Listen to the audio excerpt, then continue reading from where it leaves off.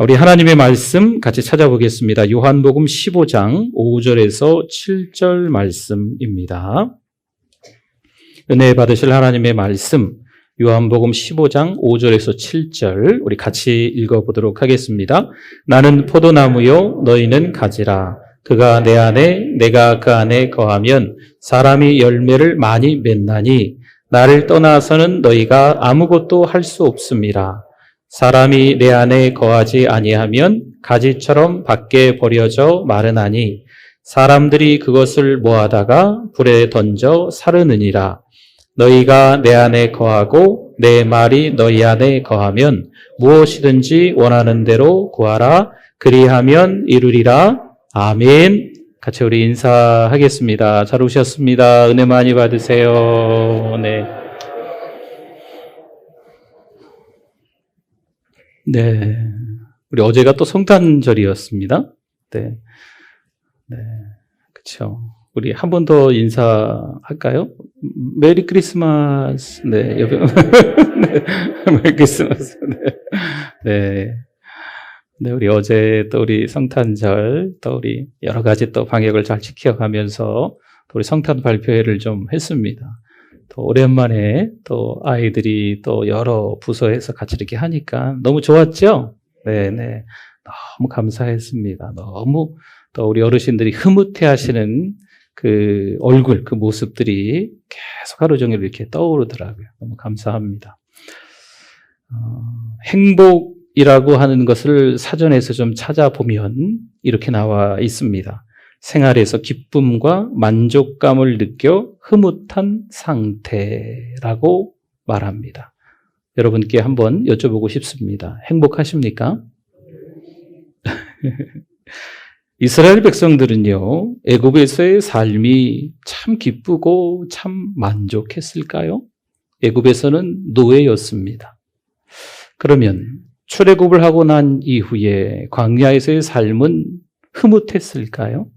아니면 요단강을 건너 가나안 땅에 도착했을 때 찾아오는 어떤 만족감들이 참 컸을까요? 도대체 어느 지점이 그들에게 행복한 시간이었을까요? 이스라엘 백성들이 출애굽을 하면서 간증이 생긴 것처럼 우리도 인생의 고비를 하나하나 넘어가면서 이 출애굽의 간증들이 힘들겠지만 하나씩 생겨야 될 줄 믿습니다.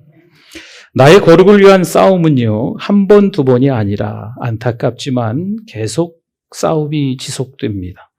맹수와 피 흘리며 싸우는데 교양은 필요하지가 않습니다. 거룩한 삶을 위해서 치열한 영적 전쟁이 단지 필요할 뿐입니다. 우리 사람의 본능이 참 무섭잖아요. 죄의 특성이 여전히 남아 있습니다. 죄를 짓고 너무나 희열을 느낍니다. 죄를 짓고 만족해하고 죄를 짓고 행복해하는 경우도 있습니다. 행복한 것처럼 보이지만 그때 더 하나님을 잊어버리고 하나님과의 관계가 더 멀어지는 거죠. 우리는 욕심을 하나하나 가지치기 해가는 과정이 그래서 필요합니다. 한 해를 돌아보니 별일이 다 있었던 것 같습니다. 부부간에 서로 갈등의 골이 깊어진 것도 있었겠지요.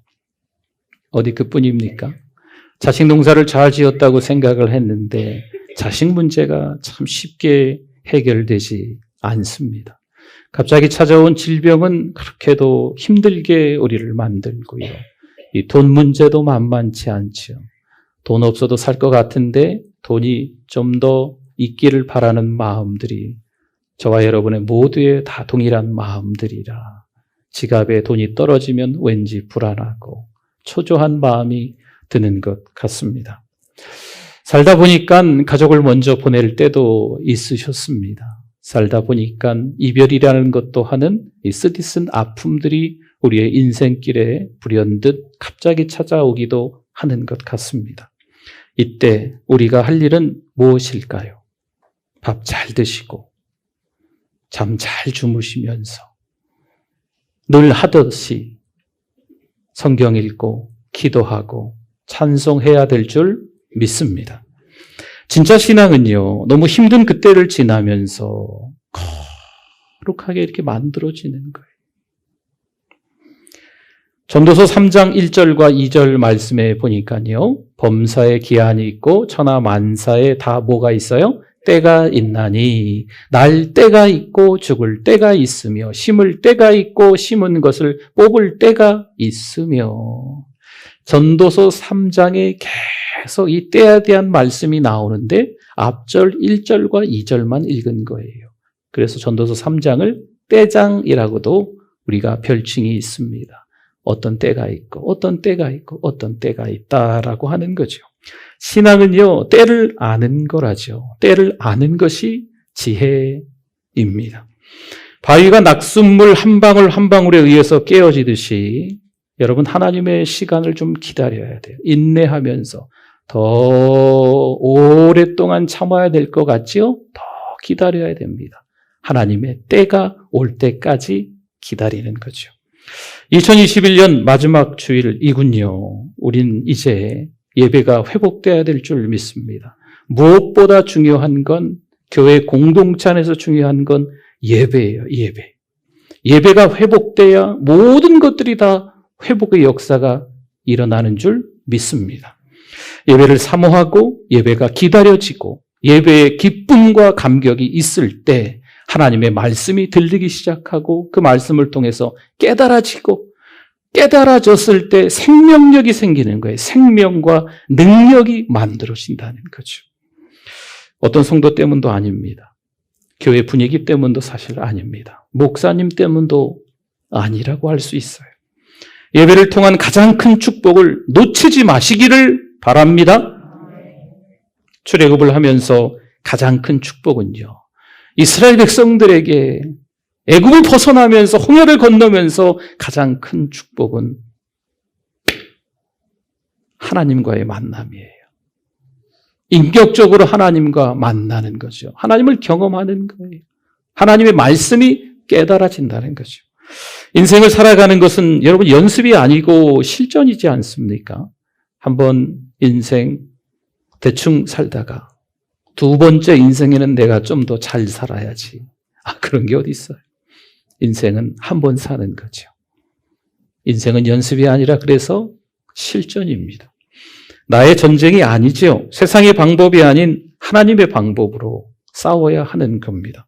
사무엘상 17장 47절 말씀에 보니까요. 또 여호와의 구원하심이 뭐에 있지 않아요? 칼과 창에 있지 아니함을 이 무리에게 알게 하리라. 전쟁은 누구에게? 여호와께 속한 것인즉 그가 너희를 우리 손에 넘기시리라. 아멘. 한쪽 진영은 블레셋이고 다른 한쪽 진영은 이스라엘 진영입니다.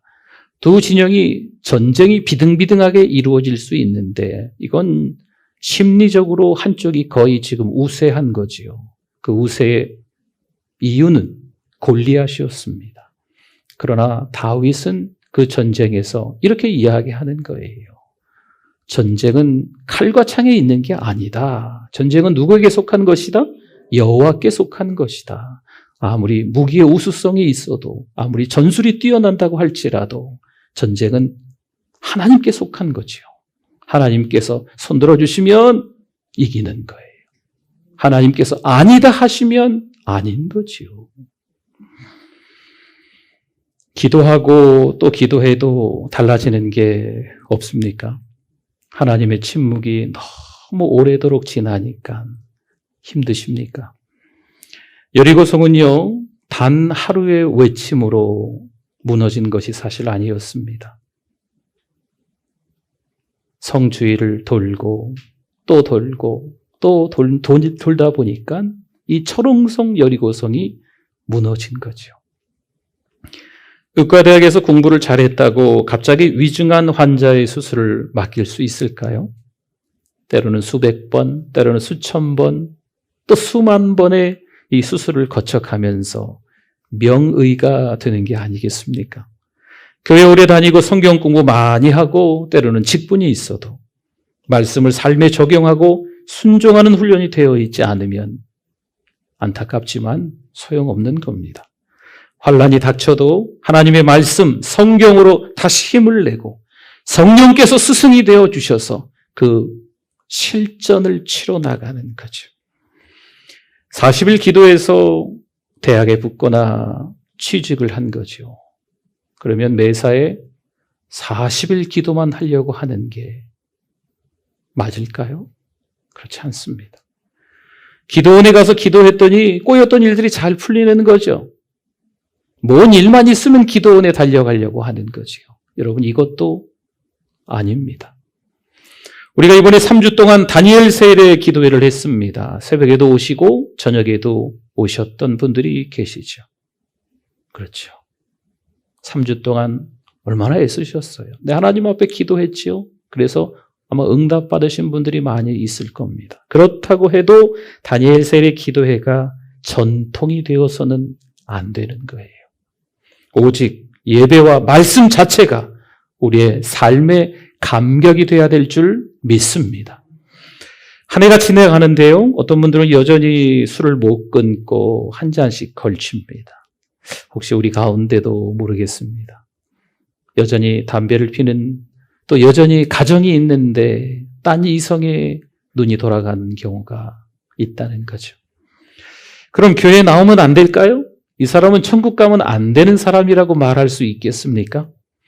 끊어라 끊어라 하지 마시고 예배에 참석하도록 도와드리십시오. 술 드시고 담배 피우고 교회에 오실 수도 있겠죠. 조금 앞선 주자가 돼서 좀 교회들이 시끄러웠었는데요. 벌써 수년 전이죠. 분당의 어떤 교회가 이 교회 안에는 아닌 것 같은데 교회 바로 이렇게 옆에 흡연실을 만들어서 한국교회가 시끌시끌했던 적이 좀 있습니다. 여전히 있는지는 제가 확인을 안 해서 잘 모르겠는데 교회 와서 예배드리고 흡연실 가서 담배 피고 있고 한 대 피고 예배드리러 들어가고 이런 웃기는 풍경이 연출되기도 했다고 합니다. 여러분, 예배에 나오기만 하세요. 그 다음은 누가 하실까요? 하나님이 하십니다. 요한복음 15장 7절 말씀에 이렇게 말씀이 있습니다. 너희가 내 안에 거하고 내 말이 너희 안에 거하면 무엇이든지 원하는 대로 구하라. 그리하면 이루리라. 무엇이든지 원하면 구하라. 그리하면 이루리라. 누구의 말씀일까요? 주님의 말씀입니다. 근데 오늘 이 말씀을 통해서, 이 본문 말씀을 통해서 우리가 조금 더 눈여겨봐야 할 것은 이 말씀의 핵심은 뭐냐면 내 말이 너희 안에 거하면입니다. 주님의 말씀이 우리 안에 거하면입니다. 하나님의 말씀이 우리 안에 거하면입니다. 요한복음 1장 9절 말씀에 이렇게 말씀이 있네요. 만일 우리가 우리 죄를 자백하면 그는 미쁘시고 의로우사 우리 죄를 사하시며 우리를 모든 불의에서 깨끗하게 하실 것이요. 아멘. 여러분, 숨겨진 죄는요, 발견하기가 어렵습니다.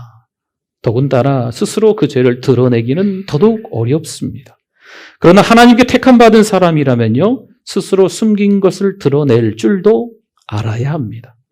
하나님과 자신만이 알고 있는 죄라고 할지라도 감추려 해서는 안 됩니다. 죄를 숨기면 형통할 수 없기 때문입니다. 공개적으로 떠벌려라, 공개적으로 말해라, 이런 것이 아니에요. 먼저 하나님께 자백하고 도움을 받아야 합니다.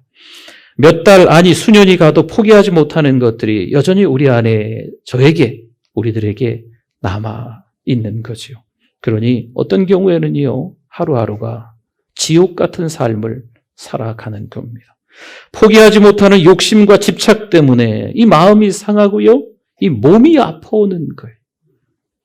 그래서 요즘 병원에 가면 듣도 보도 못한 병명들이 너무 많이 생겼어요. 우리가 성장하기 위해서는요, 하나님의 말씀, 이 성경을 이론으로만 알아서는 안 됩니다. 사소한 거라도 말씀을 실제 삶에 적용하는 것이 저에게 중요하고요, 여러분들에게도 중요합니다. 제가 하나님의 말씀을 전하는 설교자로서 강단에 선 것이 얼마나 큰 축복이겠어요.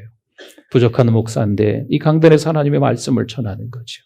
그런데 강단에서 말씀을 전하고 강단 밑으로 내려가서 말씀과 전혀 반대의 삶을 살아간다면 이것은 목사로서 꼴불견이죠. 강단에 서는 게 여러분 너무 두렵고 그래서 떨리는 거예요. 어찌 제가 완벽하게 그 삶을 살아가겠습니까? 말씀을 통해 내 죄를 발견하고 그 죄를 날마다 자백하는 거죠. 로마서 8장 33절에서 말씀합니다. 누가 능히 하나님께 택하신 자들을 고발하리요 의롭다 하신 이는 하나님이시니. 아멘.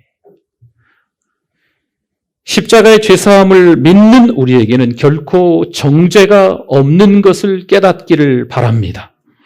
내가 주님께 용서받았다는 확신이요 우리에게 평안을 주는 거예요. 전쟁에서 이기는 가장 강력한 비결은요 한결같은 겸손으로 하나님께 여쭙는 거지요. 그리고 하나님을 의지하는 겁니다. 내가 하는 게 아니고 내 손이 하는 게 아니고 누가 하신다고요? 하나님의 손에 달려있는 거지요. 여호와 하나님께서 하신다라는 것을 빨리 깨닫는 게 이 신앙에서는 아주 중요한 겁니다. 신호등 파란불은 가라는 신호이고 빨간불은 멈춰서라는 신호입니다. 자동차나 사람이나 파란불이 뜨면 가는 거고 빨간불이 뜨면 멈춰 서는 겁니다. 어떤 목사님이 그런 웃기는 이야기를 하면서 말씀을 전하시더라고요.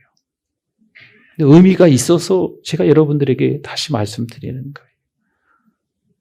달력에 보면 주일은 빨간색일까요? 파란색일까요?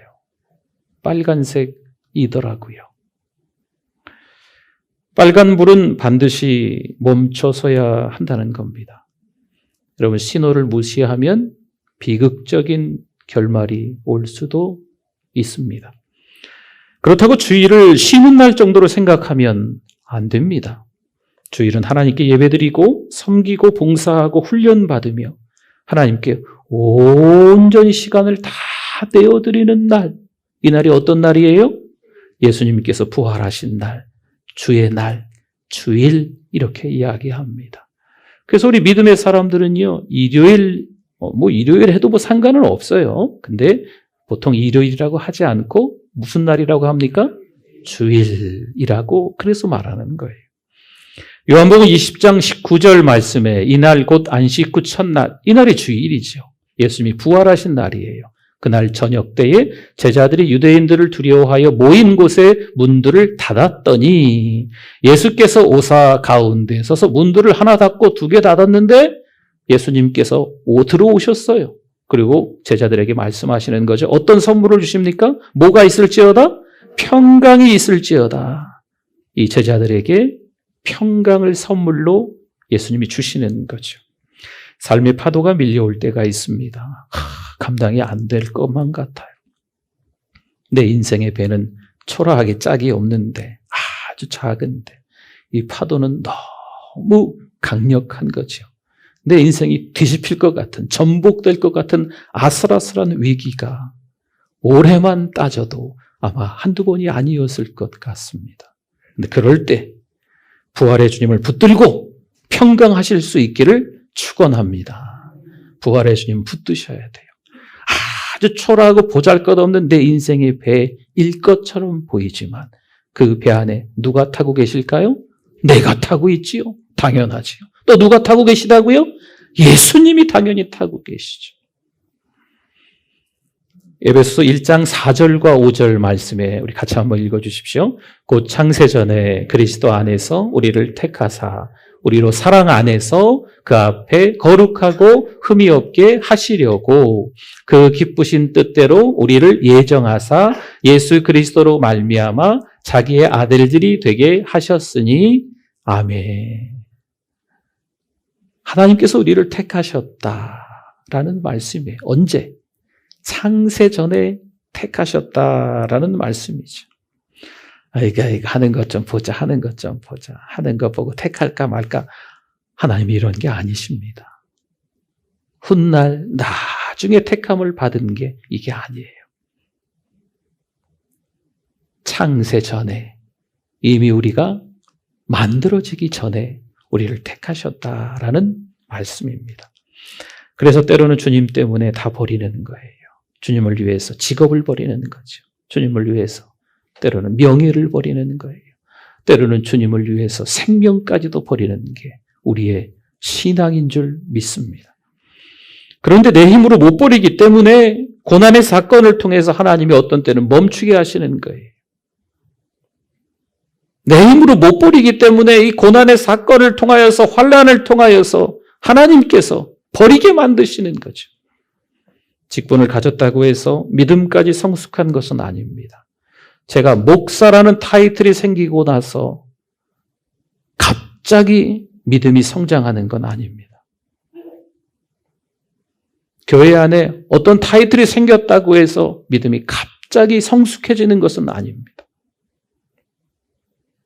저는 목사가 되고 나서 더 고민이 많은 것 같아요. 목회를 하면서 이 강단에서 설 때마다 참 두렵고 떨림이 있습니다. 말한 대로 살아야 될 텐데 그렇게 살지 못하는 저 자신을 너무 자주 발견하거든요. 말씀을 전해도 될까? 내 주제에 이래도 될까? 이런 생각들이 한두 번이 아니에요. 그럼에도 불구하고 하나님께서 하나님의 종으로 삼아주신 것에 너무 감격하고 감사하죠.